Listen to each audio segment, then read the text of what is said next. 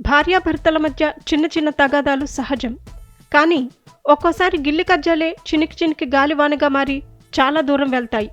చివరికి విడాకుల వరకు కూడా వెళ్ళిపోతారు.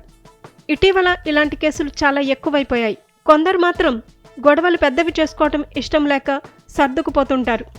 ఈ క్రమంలో భార్యలను ప్రసన్నం చేసుకోవడానికి భర్తలు గిఫ్టులు ఇస్తూ ఉంటారు. అలా ఓ వ్యక్తి తమ మధ్య గొడవలకు ఫుల్ స్టాప్ పెట్టి కుటుంబంతో సంతోషంగా ఉండాలనుకున్నాడు. అందుకు ప్రేమికుల రోజును ఎంచుకొని ఓ మంచి ఖరీదైన గిఫ్ట్ కొని భార్యకు బహుమతిగా ఇచ్చాడు.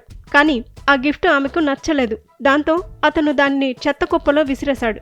ఆ తర్వాత ఆ చెత్త కుప్ప ఉన్న ప్రాంతం టూరిస్ట్ ప్లేస్గా మారిపోయింది. రష్యా రాజధాని మాస్కో సమీపంలోని మైటిష్కు చెందిన ఓ వ్యక్తి తమ వివాహ బంధంలో తరచూ గొడవలు జరుగుతుండటంతో ఎలాగైనా వాటికి ఫుల్ స్టాప్ పెట్టాలనుకున్నాడు.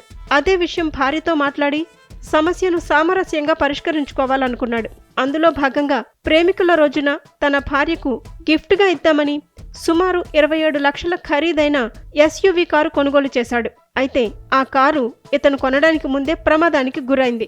దాంతో ఆ కారుకి అక్కడక్కడ చిన్న చిన్న డ్యామేజ్ అయింది. చిన్నదే కదా, పర్వాలేదులే అని అతను కారు కొనుగోలు చేసి భార్యకు బహుమతిగా ఇచ్చాడు. ఆ కారును చూసి అతని భార్య తనకు అక్కర్లేదని తిరస్కరించింది. అంత ప్రేమగా కారు తెస్తే వద్దనటంతో కోపంతో ఆ భర్త కారును తీసుకెళ్లి చెత్త కంటైనర్లో పడేశాడు. ఈ ఘటన స్థానికులను ఆశ్చర్యానికి గురి చేసింది. దాదాపు 2 వారాలుగా ఆ కారు అక్కడే ఉండిపోయింది. ఇక్కడ ఓ విచిత్రం జరిగింది.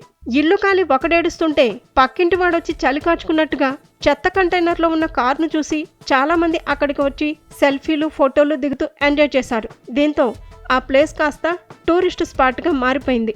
మున్సిపాలిటీ వారు కూడా చెత్త కంటైనర్ నుంచి ఆ కారును తీసేందుకు ప్రయత్నించకపోవటం మరో విశేషం.